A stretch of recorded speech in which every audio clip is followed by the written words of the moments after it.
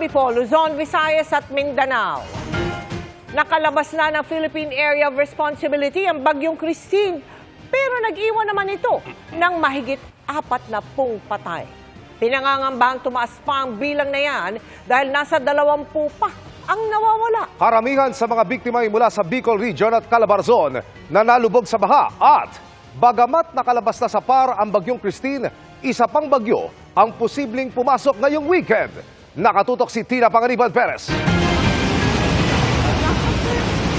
Ganito kalakas na nag-aalimpo yung hangin may kasamang ulan na naranasan sa iba't ibang bahagi ng Metro Manila kagabi. Pero habang naghihintay ang mga commuter na ito na pauwi na sana ng trabaho, nadulas at tila tinangay pa sila ng malakas na hangin.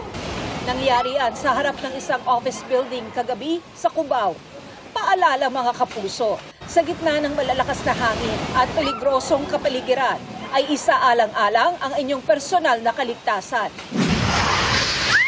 Tila papel ding inilipad ng malakas na hangin ang mga yerong ito sa harap ng isang mall sa Laguna. Sa bayan ng Binyan, makapigil hininga rin ang ikinasang rescue operation. Kinailangan ng gumamit ng lubid para masagip ang mga taga-barangay Casile at barangay San Antonio. Katakot-takot na naglalakihang bato at tipak ng lupa naman ang nagsibagsakan sa Lubuagan, Kalinga. Muntik nang mahagip sa rock slide ang mga volunteer at inspection team ng MDRRMO. Wala namang nasaktan sa grupo.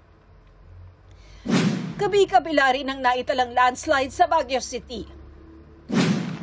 Habang problemang baha naman ang tinitiis pa rin ng mga taga-barangay Almacen sa Hermosa, Bataan. Hindi na madaanan ng tricycle at iba pang sasakyan. Kaya mga residenteng kailangang bumiyahe na pasakay ng bangka. Bakas din sa Agoncillo, Batangas ang pananalasa ng Bagyong Christine kung saan nabalahaw pa sa putik ang mga sasakyan sa kalsada. Problema rin ang komunikasyon dahil halos walang signal na pantawag, pati internet. Sa Lemery, makapal na putik at alikabok ang bumalot kasunod ng paghupa ng baha. Gumuho rin ang lupa at bahagi ng kalsada sa Balibago-Balayan Highway sa Lian. Nabalot naman ng dilim ang bahaging ito ng Tirona Highway sa Kawit, Cavite. Ayon sa mga residente, alas 9 kagabi nang mawalan sila ng supply ng kuryente dahil sa patuloy na hagupit ng bagyo. Ganito rin kalala ang baha sa Barangay San Jose sa Iriga City, Camarines Sur. Bumigay rin ang malaking bahagi ng Waras Bridge na nagdurugtong sa Iriga at Baaw. Sa pinakahuling tala ng Office of Civil Defense, umabot na sa 46 ang napapaulat na nasawi.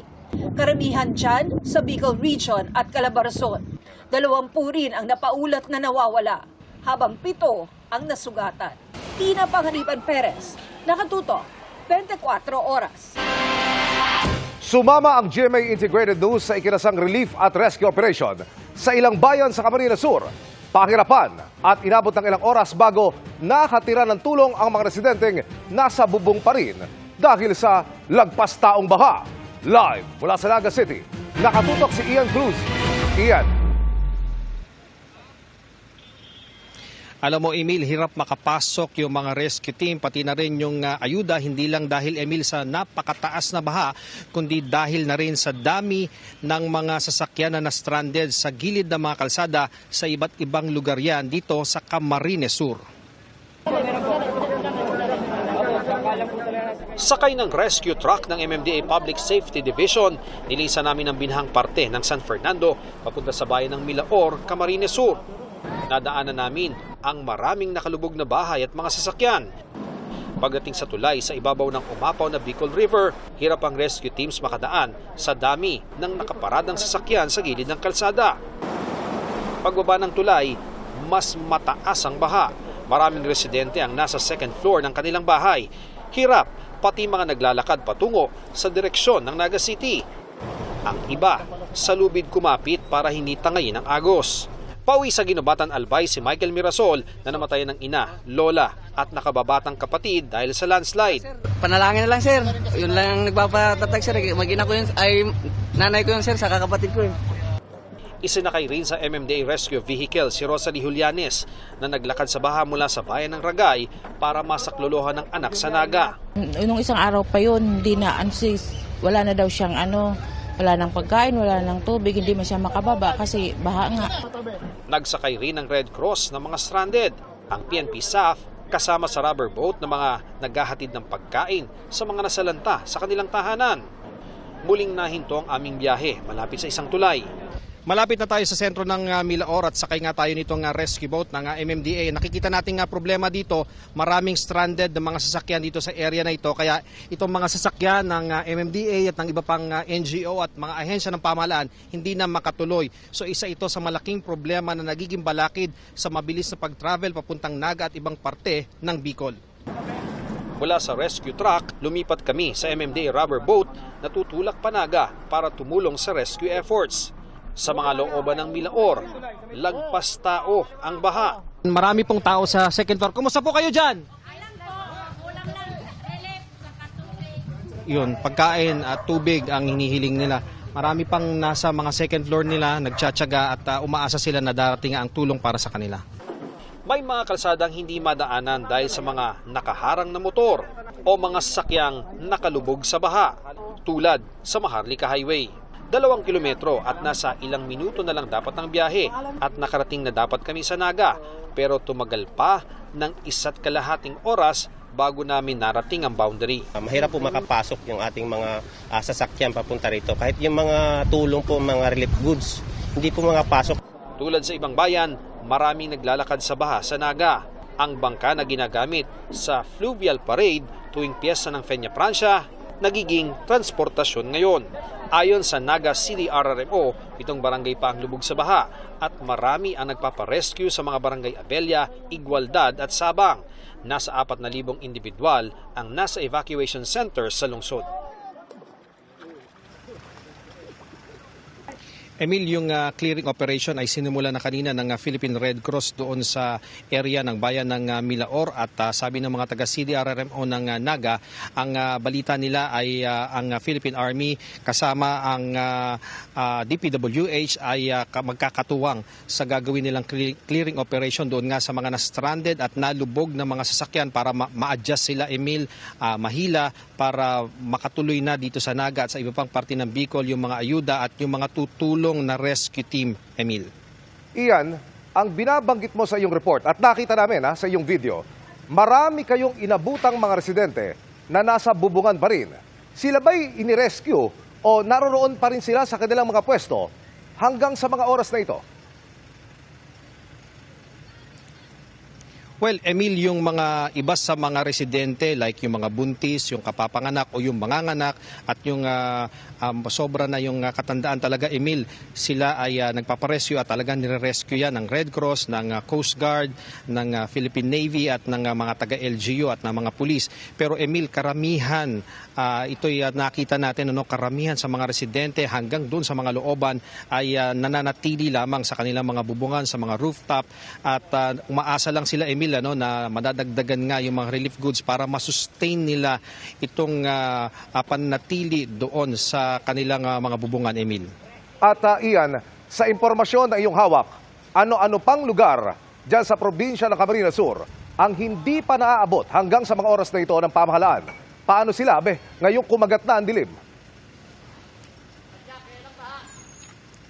Well, Emil, in fairness naman sa DSWD kanina doon sa Milaor, napakataas ng baha. Nakita natin na may mga nakabangka na mga DSWD goods na nakita natin. At ang balita din natin kanina ay narito sa Naga si Secretary Rex Gatchalian ng DSWD. So, Emil, ang tanong ngayon, sapat ba yung kanilang mga supplies? Sapagkat, Emil, kanina pag nakikita namin yung mga residente, sumasakay ng bangka, naglalakad ng malayo ilang oras, ang binibili talaga nila is tubig at makakain para sa kanilang mga gutom na pamilya. So, yung tanong mo naman, paano ba sila ngayong gabi na? Well, Emil, ang mga kuryente sa maraming bayan na nakalubog sa baha ay wala pa rin. So, talagang, Emil, mahirap ang kanilang sitwasyon. Pero patuloy yung kanilang dalangin na sana patuloy na ang pagganda ng panahon dito sa Camarines Sur para maibsa na at unti-unting humupa yung baha, Emil, at kahit papano makarating na ang lahat ng tulong at ang rescue, Emil.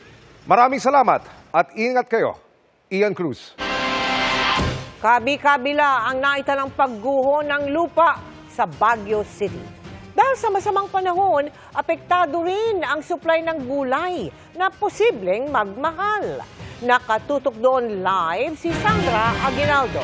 Sandra?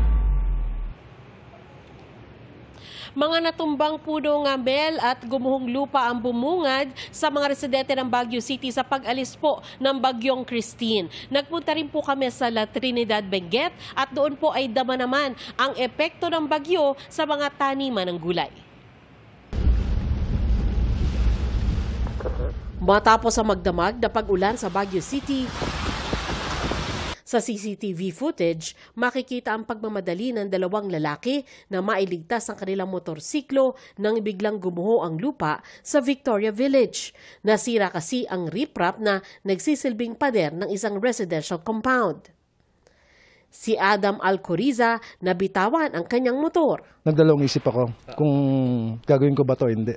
Feeling ko kaya ko pa naman Kaya sinalba namin yung motorsiklo. 3 taon pa lang daw mula nang ipagawa ang riprap. Dahil ko sa bagyo na rin, dahil kumbaga dyan kasi nagdadaan yung tubig, mandaron. Kaya bumagsak lang. Ang landslide naman na ito na naganap bago pa tumama ang bagyo, lalo pang gumuho kaya kinailangang isara ang kalsada dahil makitid na lang ang madaraanan. Rumisponde rin ang mga kawani ng LGU sa mga nagtumbahang puno sa iba't ibang bahagi ng syudad. Isa dito, nakasira pa ng sasakyan. Sa Barangay Ferdinand, humarang din sa daan ang isang malaking puno. Kaya ilang kawani ng gobyerno ang nagtulong-tulong para mabilis na mabuksan ang kalsada. Sa laki ng puno, kailangan gamitan ng chainsaw para mapagputol-putol ito. Dahil nga sa ilang araw na pag-ulan, mas kaunti ang dumating na gulay sa trading post ng La Trinidad sa Benguet, na mula sa mga taniman ng gulay sa Benguet, Mountain Province, Apayao at Ifugao. Si Mona at Erlinda, nasira raw ang ilang pananim. Yung tanim po namin na yung kamatis, nasira. Nag-uumpisa pa lang na tumayo yung kamatis. Ngayon, nung numating yung malakas na ulan, natumba sila lahat. Idinadaing din nila na nangaunti ang mga buyer nila mula sa iba't ibang panig ng bansa dahil apektado rin ang mga ito ng bagyo.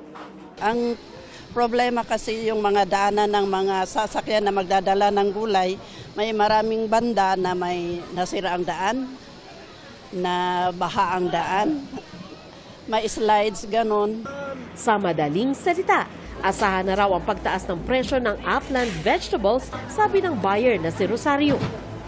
Kokonti ang gulay, kaya tumataas ang gulay. Tapos, ang namimili naman, sa sobrang taas, kokonti rin pinamimili namin. Mel, ayon po sa local government ay 2 pamilya lamang ang lumikas mula sa kalatahanan at sila po ay nasa tirahan ng kanilang mga kaanak. Yan po muna pinakauling ulat mula sa Baguio City, Mel. Maraming salamat sa iyo, Sandra Aguinaldo. Iniutos ni Pangulong Bongbong Marcos na gamitin ang lahat ng sasakyan ng gobyerno para sa rescue at relief operations ng mga naapektuhan ng Bagyong Christine. Inikutan niya rin ang mga nasalantang lugar sa Cavite at Batangas. Nakatutok si Ivan Mayrina. Ngayong medyo kumalma na ang panahon, nakapagigot si Pangulong Bongbong Marcos sa mga pinakanapuruhang bayan sa Cavite at Batangas. Mula sa ere, kita ang matinding pagbaha pa ring dulot ng Bagyong Christine. Utos ng Pangulo, gamitin ang lahat ng sasakyan ng gobyerno sa rescue at relief operations, sa lupa, sa tubig o sa ere man, kahit pa ang mismong presidential chopper. We'll just have to keep monitoring the situation and make sure always the rescue and relief are that cannot stop. It doesn't matter if there's another storm coming, we cannot stop. That cannot stop. Bilin niya sa mga pinuno ng gobyerno. Just remember, there are people still in water right now. They are still flooded. They're walking around with water up to their waist. They have no water supply. They have no food. They have no place to stay. So if you think you're tired, think about what their condition is. So let's always keep that in mind.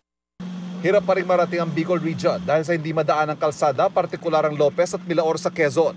Pero sa ulat ni Defense Secretary Gibo Chodoro, Nakarating na sa Naga ang ilang mga chopper at eroplano ng gobyerno. Nasa Naga si DSWD Secretary Rex Gatchalian para personal na pangunahan ng pamamahagi ng tulong sa mga nasalanta. Isa sa mga nagiging problema na idinulog ng lokal na pamahalaan ang supply ng mga produktong petrolyo. Hindi kasi makapasok ang mga tanker at lubog sa baha mga gasolinahan. Gagawan daw ito ng paraan ng Department of National Defense. Ang ulat ng Department of Budget and Management, may 1.9 billion pesos pa na maaaring gamitin para sa National Disaster Fund. Isa pang ipinag-utos ng Pangulo ang pagtiyak na nasusunod ang price freeze na umiiral sa mga lugar na nasa ilalim ng state of calamity. There is a 60-day price freeze on all the basic commodities that we have listed in our memo, no? And aside from this is also strictly monitored, meaning i-check namin ito aggressively, meaning on a day-to-day basis, nagbibigay sila ng update sa amin sa mga supermarkets, grocery, convenience stores, and other areas or other stores na nagbebenta ng mga basic necessities na ito. Nakikipag-ugnayan din daw ang DTI sa mga malalaking supermarket para tiyakin may sapat na supply ng mga pangunahing bilihin sa mga apektadong lugar. Dagdag pa ni DTI Acting Secretary Cristina Roque, may nakahanda silang 2 bilyong pisong pondo sa ilalim ng Small Business Corporation o SB Corp bilang pautang sa mga micro and small medium enterprises na nasalanta ng bagyo. Maaaring umutang ng hanggang 300,000 para maalalayan sila sa kanilang pagbangon. Para sa GMA Integrated News, Ivan Mayrina, nakatutok, 24 oras. Palaisipan din para sa ilang taga-Albay kung paano ba bangon matapos manalasa ang bagyong Christine. Ang ilan hindi lang nasira ang bahay, wala na ring babalikang kabuhayan. Mula sa bayan ng Pulangi, nakatutok live si John Consulta. John? Mel, sa pagpasok namin sa daan patungo nga sa probinsya ng Albay ay tumambad sa amin ang pinsalang inabot ng ilang residente sa pananalasa ng bagyong Christine. Dahil not passable ang national road sa Bao, Camarines Sur, umikot kami ng halos 2 oras sa alternate route ng Buhi-Iriga Road para makapunta sa probinsya ng Albay. Nadaanan namin ang mga residente na nagpapatuyo ng mga basang gamit sa kalsada. Isa na rito, si Mila, na nabasa ang gamit matapos pasukin ng tubig ang kanilang mga bahay na lubog pa rin hanggang ngayon sa baha. Bigla kasi yung paglakas ng pagtaas ng tubig. Kaya nagmadali din kami maiahon yung mga gamit namin. Hindi naubos sa sobrang lakas ng pagtaas ng tubig. Kaya ayun, basa. Basa karamihan sa gamit namin, basa. Pagdating namin sa Libon, Albay, kaliwat ka ng pensala ang tumambad sa amin. Ang dating garahe na nasa aking harapan, tuluyan nang naglaho. Sa kasagsagan kasi ng pananalasa ng bagyong Christine, ang rumaragas ang baha. Unti-unting kinain ang lupa na nasa ilalim nito na naging sanhi ng kanyang tuluyang pagguho. Kasamang natangay ng rumaragas ang baha, ang traktora, sasakyan, motor, tricycle at mga alagang hayop ng may-ari. Nananawagan po ako kay mahal na Pangulong Bongbong Marcos na sana po matulungan po kami sa nangyaring tragedyang to na maibalik po ang pangkabuhayan dati namin dito na lalo sa pagsasaka. Di rin nakaligtas ang ilang palayan sa Libon, Albay na natabunan ng makapal na buhangin at lupa. Makaraang bumigay ang dike sa ragasan ng baha. Wala na po. Yun na lang ang parang disyerto na. Di nga po namin alam kung paano mag-uumpisa eh. Mga basang dokumentong pinapatuyo naman sa harap ng munisipyo ng Libon ang aming inabutan. Pati munisipyo, pinasok ng mataas na baha. Kasamang nalubog ang ilang sasakyang nakaparada sa compound nito. Ayon sa Libon LGU, 2 ang patay sa kanilang bayan habang 1 ang nawawala matapos matabunan ng bahay ng landslide sa barangay Burabod, Libon, Albay. Nasa ilalim na ng state of calamity ang Libon, Albay. Pinaka-worst flooding in history sa amin na bayan ng Libon. So grabe po. Marami pong lubog at nawala ng bahay. So mga used clothing po ang kailangan po namin. Tulong-tulong naman ang mga tauhan ng Philippine Red Cross nakasama sa humanitarian caravan galing Maynila sa pag-alis sa pila ng mga tumirik na sasakyan. Ang haba nito aabot sa 500 metro mula sa San Fernando Milaor Road sa Camsur na daan patungong Naga matapos abutan ng mataas na baha sa kasagsagan ng Bagyong Christine.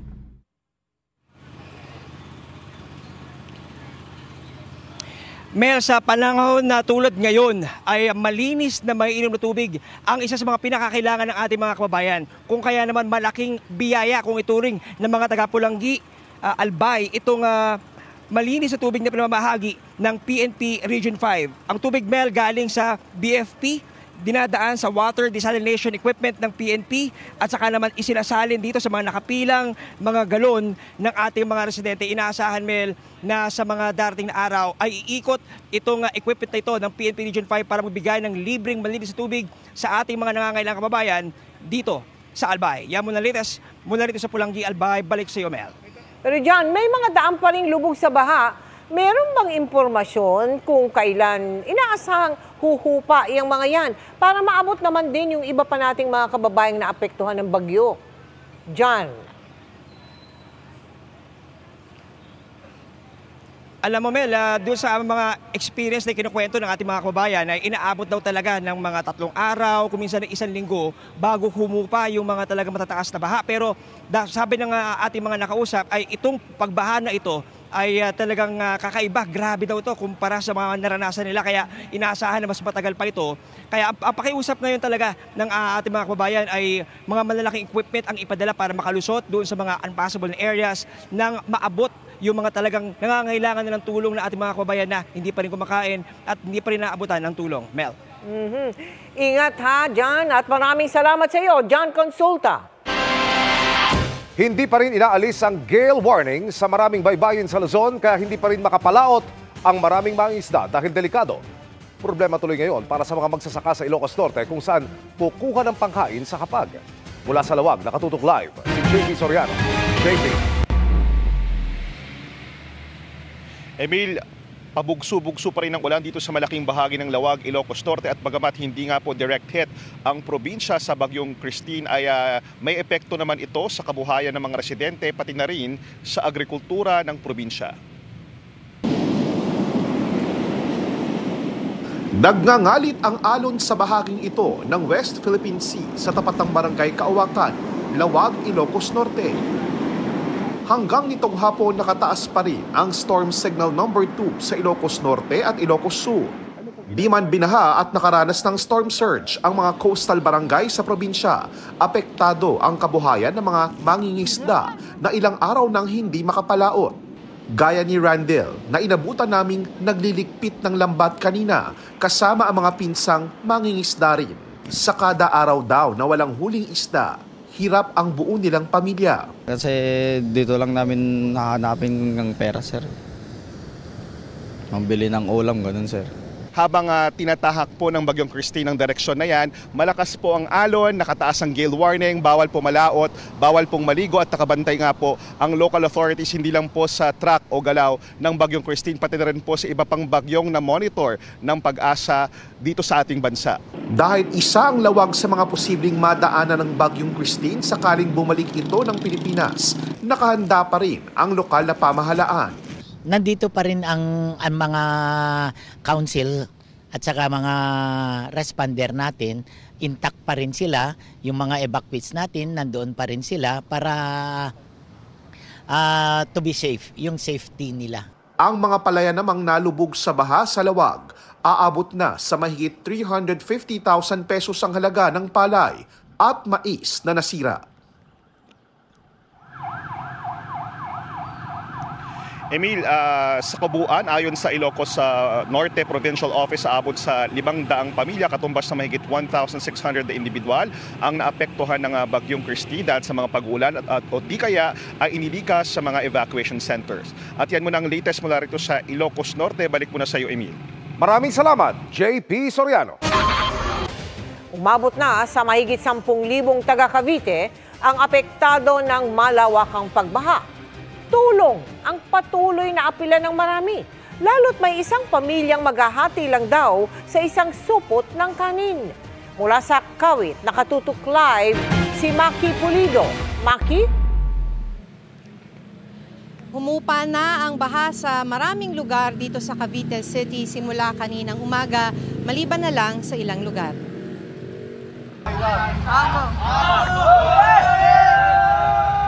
Sa lakas ng agos ng tubig bandang alas 6 ng gabi kagabi, halos anurin ang minibus na ito sa Noveleta, Cavite.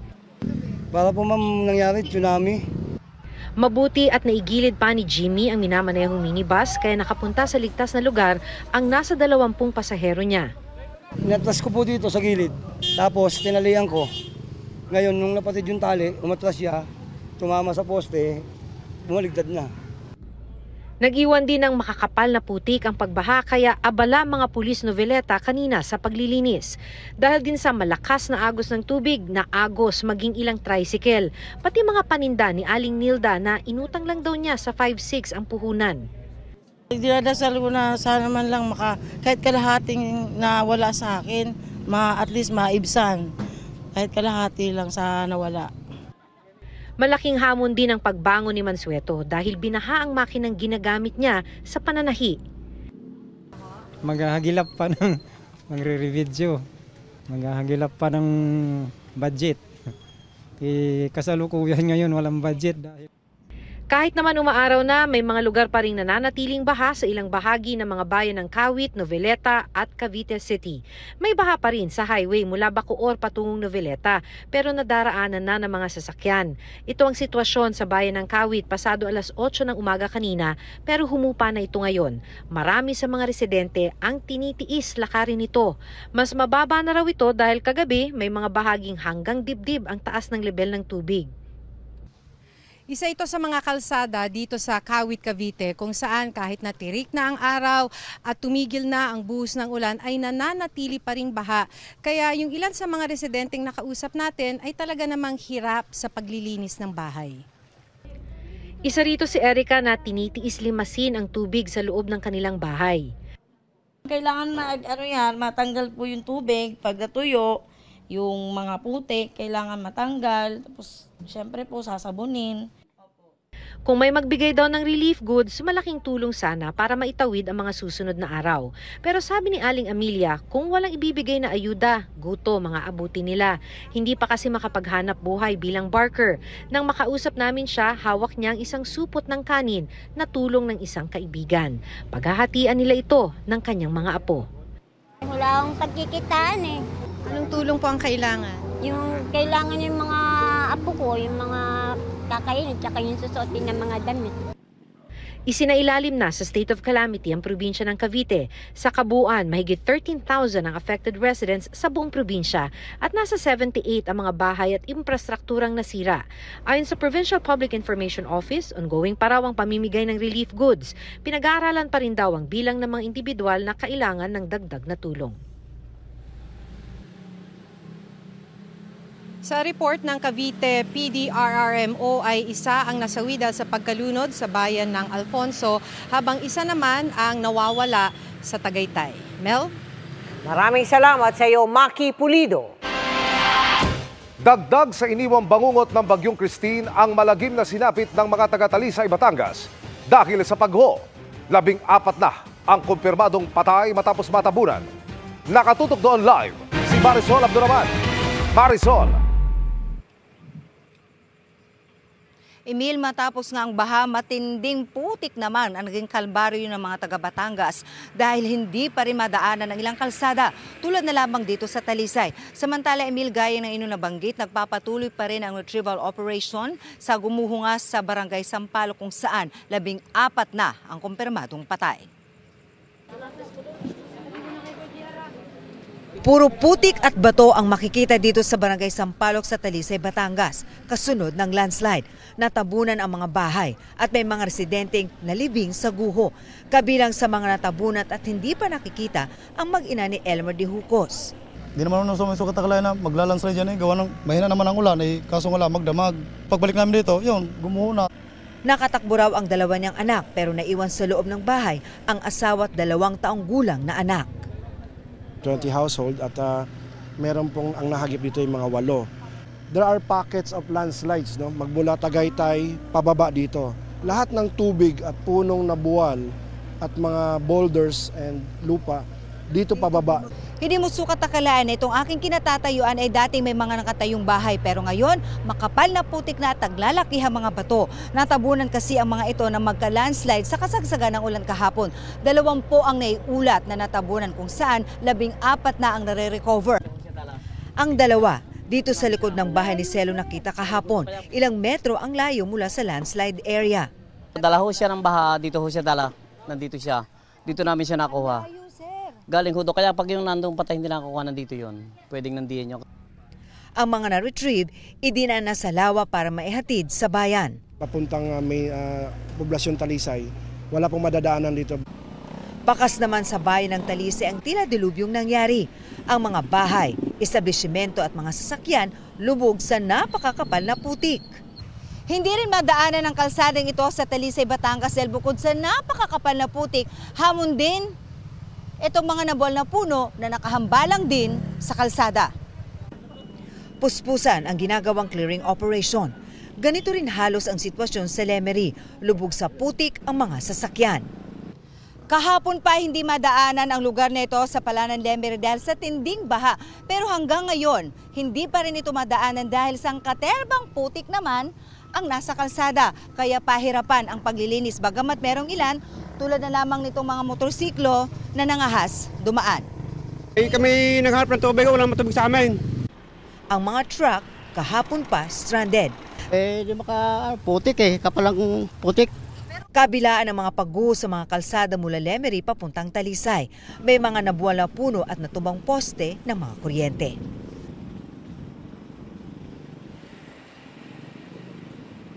Sa pinakahuling impormasyon, Emil, na nakuha natin mula sa Provincial Director mismo ng Batangas PNP, 4 na bangkay pa ang na-recover ngayong hapon kaya 18 na ang kumpirmadong patay dyan nga sa landslide sa Sampaloc dito sa Talisay. And as of 6 p.m. naman, umaabot na sa 49 ang bilang ng mga namamatay sa probinsya at 17 ang missing pa rin. Pero ito ay base pa lamang sa impormasyon o information at data na may hawak ngayon ang PNP.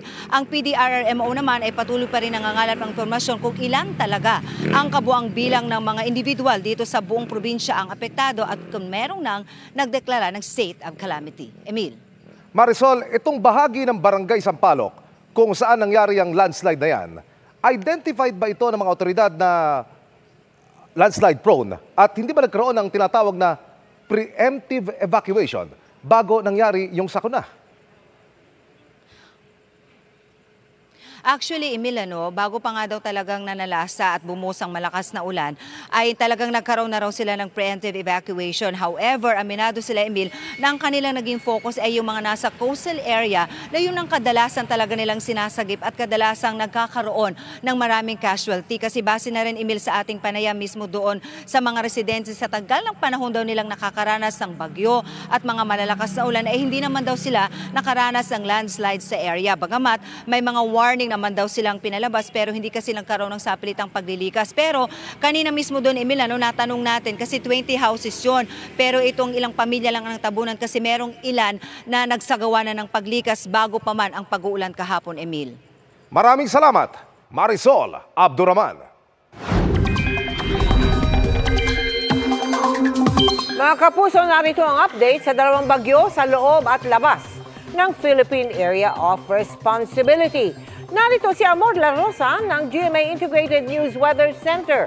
Amor?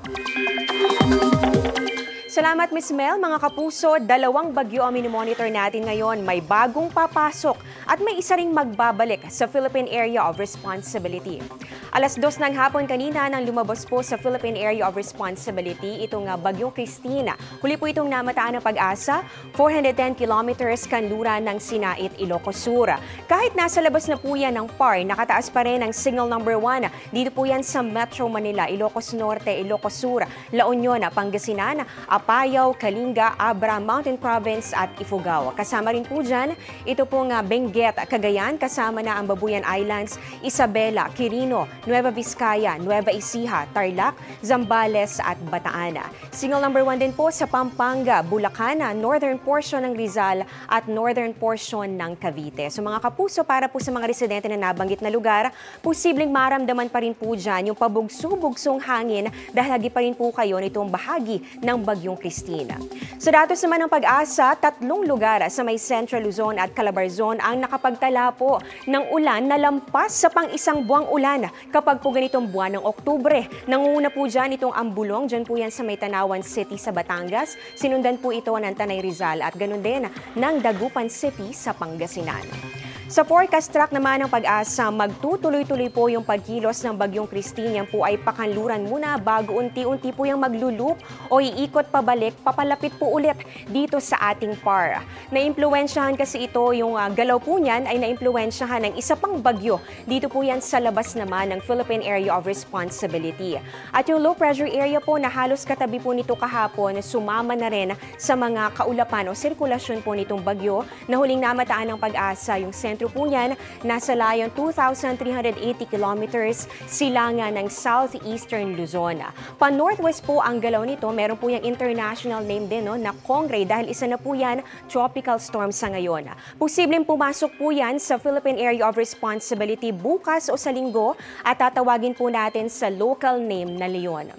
Ayon po sa Pag-asa, posibleng lumapit itong Bagyong Leon. Dito po yan sa may northern Luzon. Habang yung dating Bagyong Christine naman, unti-unti po yan lalapit pabalik po dito sa ating Philippine Area of Responsibility. At ito naman po, sa mga susunod pang mga araw, ang Bagyong Leon, unti-unti po yang magre-recurve o pipihit papalayo at papunta na po yan sa bahagi naman ng Japan. Posibleng sumunod naman po dito itong Bagyong Christine kung hindi po ito humina sa mga susunod na araw. So patuloy po nating imomonitor.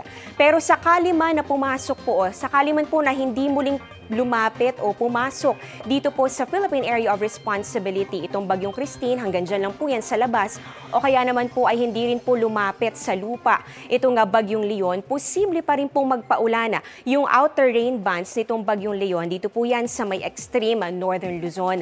Posible rin po nitong maimpluwensyahan yung tinatawag natin na southwesterly winds. Hindi po ito hanging habagat, ito po ay hangin na nagmumula po sa southwest at posible pong magpaulana sa southern Luzon, ganoon din po dito sa Visayas and Mindanao. At yung Bagyong Christine naman, pwede po yung magpaulan pa rin kapag lumapit dito sa PAR. Dito po yan sa may western sections ng Luzon. Sabi po ng Pag-asa, wala pa pong nangyayaring Fujiwara effect sa ngayon. Yan po yung nangyayari kapag po mababa sa 1,400 kilometers ang distansya ng dalawang bagyo. At kapag po pareho na nasa tropical storm category o di kaya naman, kapag po mas malakas pa. Sa ngayon naman po ay masyado po pong malayo sa isa't isa itong dalawang bagyo at patuloy po nating imomonitor at titingnan kung matutuloy pa nga ba itong tinatawag natin na Fujiwara effect o magkakaroon ng interaksyon sa isa't isa. Base po sa datos ng Metro Weather, may chance pa rin po ng ulan ngayong weekend. Dito po yan sa may central and southern Luzon. Ganon din po dito sa ilang bahagi po ng Visayas at ganon din po sa ilang bahagi ng Mindanao, lalo na bandang hapon. So meron pa rin po mga malalakas sa ulan sa central Luzon, Mindoro, ganon din po sa may Palawan, ilang bahagi rin po ng Bicol Region, Panay Island, Negros, Samar and Leyte provinces at ganon din po sa iba pang probinsya sa bahagi po ng Mindanao. Halos ganyan din po ang inaasahang panahon pagsapit po ng linggo, kaya doble ingat pa rin, lalong-lalo na po yung mga direkta pong naapektuhan nitong Bagyong Christine at unti-unti pong bumabangon. Sa Metro Manila, may chance pa rin po ng ulan pero hindi na po yung tuloy-tuloy at malawakan. Pero syempre kung may lakad ngayong weekend, magdala pa rin po ng payong. At yan ang latest sa lagay ng ating panahon. Ako po si Amor La Rosa. Ito ang GMA Integrated News Weather Center. Maasahan anuman ang panahon. Kakulangan sa malinis na tubig ang problema ng libu-libong pamilya sa Lucban, Quezon. May mga bahay na inanod ng umapaw ng ilog at may paaralan ding nasira. Maki-update tayo sa sitwasyon doon sa live na pagtutok ni June Veneracion. June. Emil, nasa ilalim ng state of calamity itong Lucban, Quezon dahil sa pinsalang idinulot ng Bagyong Christine. At kabilang nga, Emil, sa matinding napuruhan itong paaralang elementarya ng Lucban 3A Dahil dito sa matinding epekto nga ng malakas na hangin ay nawasak yung bahagi ng kanilang covered court at ilang classroom matapos mabagsakan ng malaking puno. Sa bayan naman ng Sariaya ay inanod ng malakas na agos ng ilog ang ilang bahay sa isang barangay doon. Nanod na po ang bahay. Bahay nanod na. Kasabay ng pagragasa ng ilog na ito sa kasagsagan ng Bagyong Christine. 8 bahay ang inanod sa sitio Paradahan sa barangay Manggalang, Bantilan sa Sariaya, Quezon. Sa isang idlap, 30 residente ang nawalan ng tirahan. Kabilang sa kanila si Mary Grace. Ari natira. Ari po saksakan. Wala. Ang hero, nandun na sa tubig.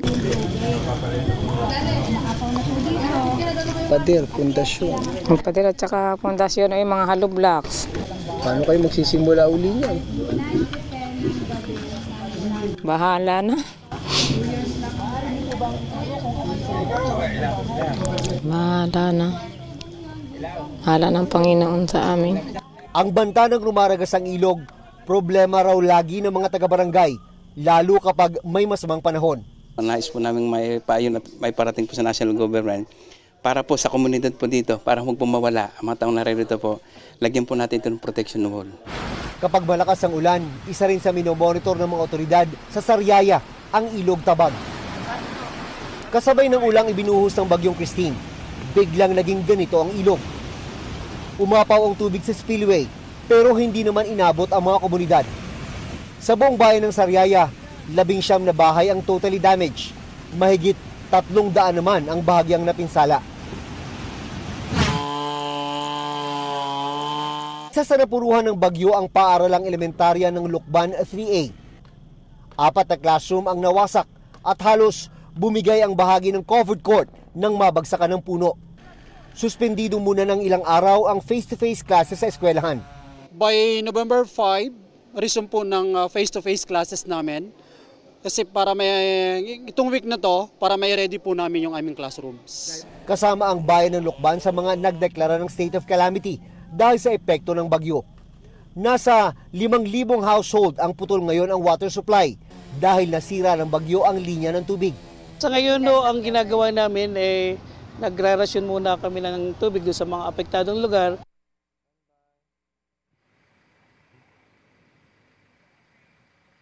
Tiniyak naman ng pamunuan ng paaralang elementarya ng Lukban 3A na meron pa silang mga sapat na classroom at doon nila ilalagay yung mga apektadong estudyante na dating pumapasok sa mga silid-aralan na winasak matapos mabagsakan ng malaking puno dito. Emil. Maraming salamat, June Veneracion. Hindi lang putik, kundi iba't ibang basura ang iniwan ng pagbaha sa ilang bahagi ng Rizal. Nakatutok live si Maris Umani. Maris?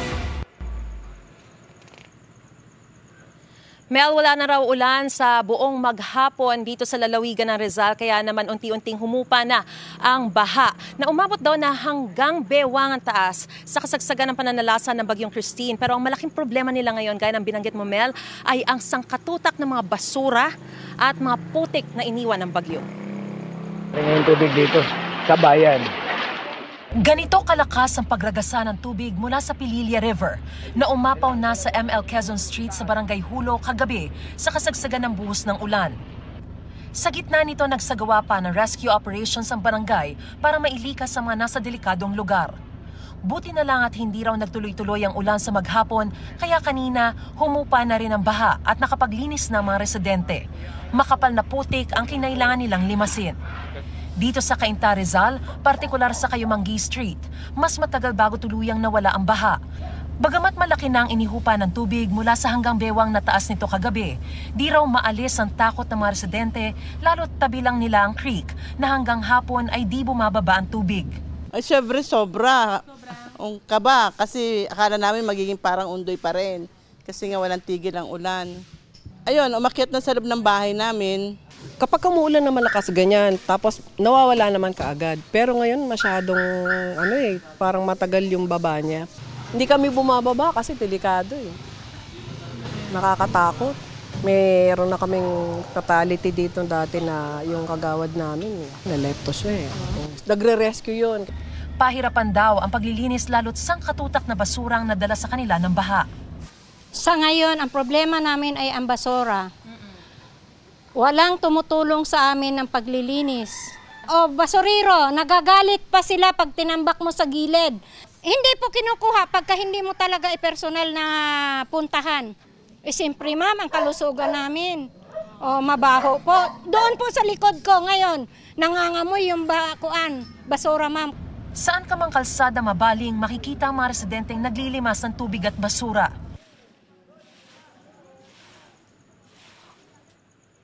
Mel, hanggang sa mga sandaling ito ay problema pa rin daw nila kung paano lilimasin ang lahat ng mga basura rito, lalo na dito sa May Tabing Creek.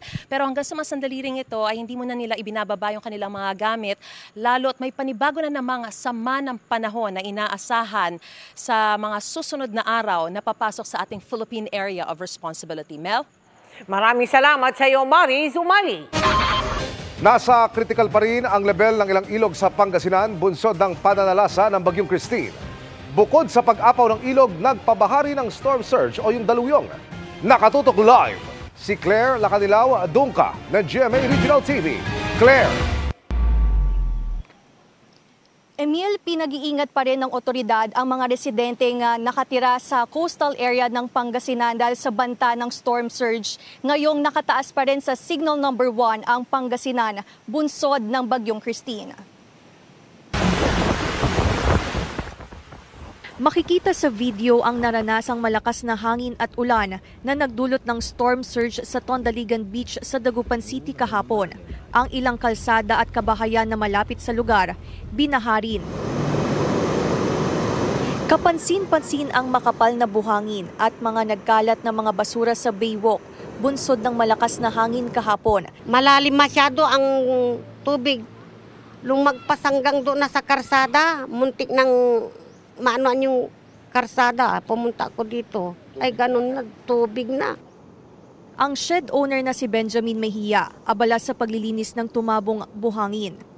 Halos isang linggo na raw na walang kita dahil sa bagyo. Cleaning muna ng mga cottage, ma'am. Tinatanggal namin yung mga duming dala ni Christine.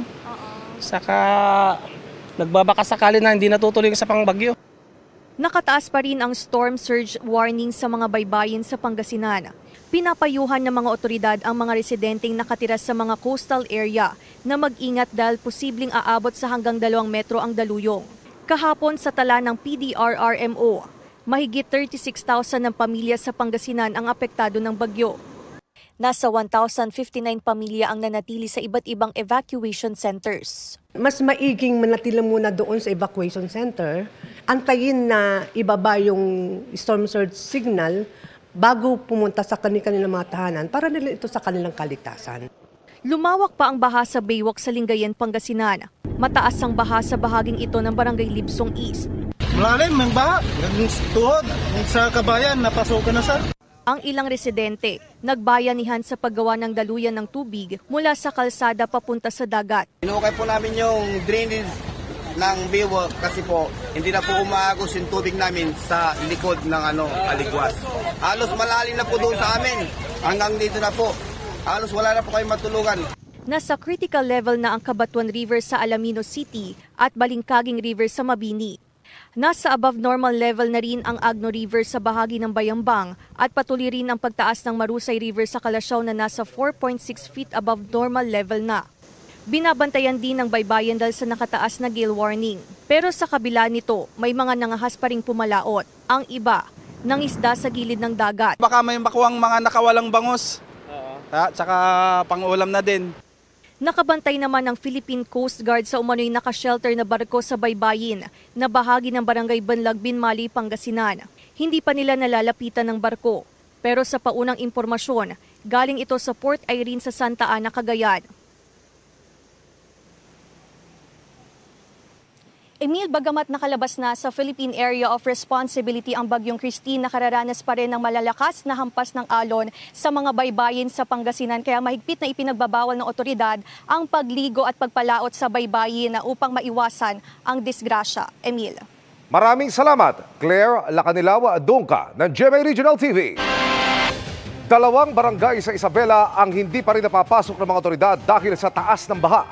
Mula sa Tuguegarao, Cagayan, nakatutok live si Jasmine Gabriel Galban ng GMA Regional TV. Jasmine.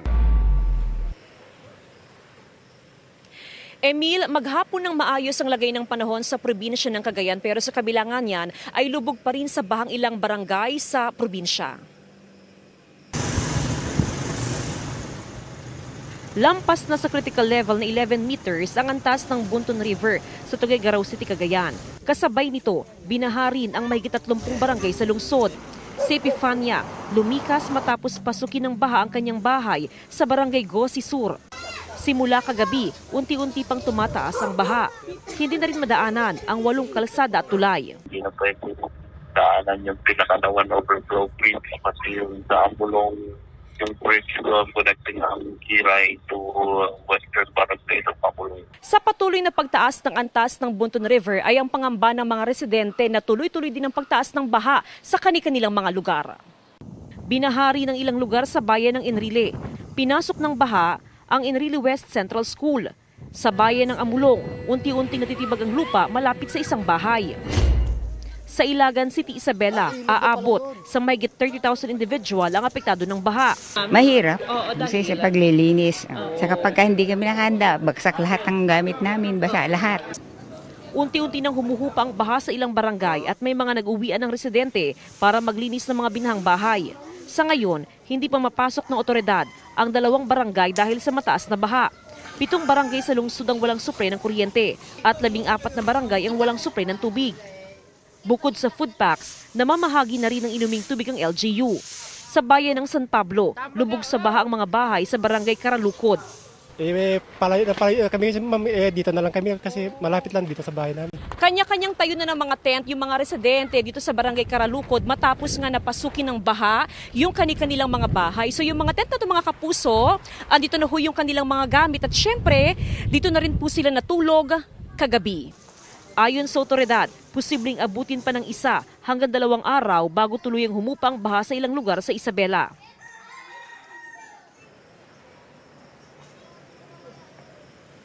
Emil, sa monitoring ng CDRRMO as of 7:30 p.m. ay nasa 10.9 meters ng antas ng Bunton River. At sa pagbuti nga ng panahon, inaasahang unti-unti na rin huhupa ang baha sa iba't ibang barangay sa probinsya ng Cagayan. Emil? Maraming salamat, Jasmine Gabriel Galban ng GMA Regional TV.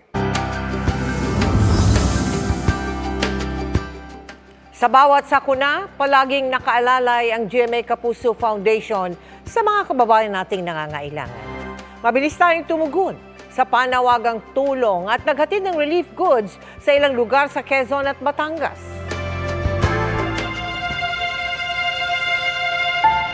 Nalubog sa baha ang ilang bahagi ng Katanawan at Lopez sa Quezon dahil sa malakas na ulan dala ng bagyong Christine. Halos bubungan na nga lang ang makikita sa taas ng tubig. Sa paghupa ng baha sa Katanawan, naabutan naming nag-aayos na mga gamit si Jocelyn. Mabilis daw tumaas ang tubig sa kanilang lugar. Kaya para makalikas ang buong pamilya, hawak kamay nilang nilusong ang baha. Sabi ko nga po ay dyan sa pamilya ko, hindi baling maiwanan yung mga gamit natin, buhay natin, ang isalba natin. Sa barangay Kanda Ilaya sa Lopez, hanggang dibdib pa rin ang baha para makapaghatid ng agarang tulong. Sinuong ng GMA Kapuso Foundation ang malalakas na hangin at ulan at baha patungong Quezon. Mahigit 1,000 residente ang nabigyan ng food pack sa Katanawan. Nagpakain rin tayo ng lugaw. Yung mga residente po natin dito sa bayan ng Katanawan ay nakauwi na po sa kanilang mga tahanan from evacuation center. Humihiling po na sana ay mabigyan ng tulong na iba't ibang ahensya po. Nagatid din tayo ng tulong sa barangay Kanda Ilaya at sa Lipa, Bawan at Lemery sa Batangas. Patuloy po na tumatanggap ang GMA Kapuso Foundation ng donasyong pagkain at iba pang gamit para sa mga nasalanta ng bagyo. Naka-flash sa inyong TV screen ang mga pwedeng i-donate at ang address ng aming warehouse at opisina. Nakikiusap po kami na sana hindi bababa sa 6 na buwan ang expiry date ng inyong mga donasyong pagkain. Para po sa cash donation, maaari din pong magdeposito sa aming mga bank account o magpadala sa Cebuana Lulier. Pwede ring online via GCash, Shopee, Lazada, Globe Rewards at Metro Bank credit cards. Ang inyong donasyon ay 100% tax deductible.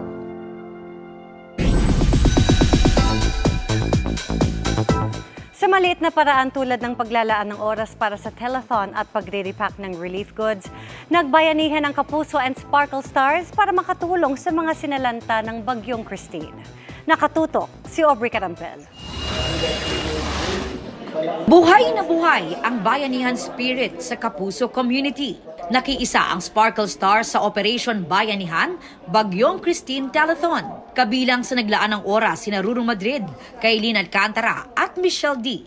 Nananawagan ng tulong sa publiko para sa mga nasalanta ng bagyo. Si Ruru dumiretso sa telethon pagkatapos ng story conference ng Lolong Season 2 kasama ang ilan sa kanyang cast members. Kami po ay nananawagan sa inyo pong lahat at kumakatok sa inyong mga puso na inyo po sanang tulungan ang ating pong mga kababayan na nasalanta po ng bagyo. May mga kamag-anak din po at mga kaibigan na nandun at nakita ko yung hirap na pinagdadaanan nila ngayon. So, hanggat sa makakaya ko, gusto kong makatulong. Napakalaking bagay pa rin naman po yun na everybody's trying to do their part, whether big or small. Like kami din po, nag-a-allot ng time.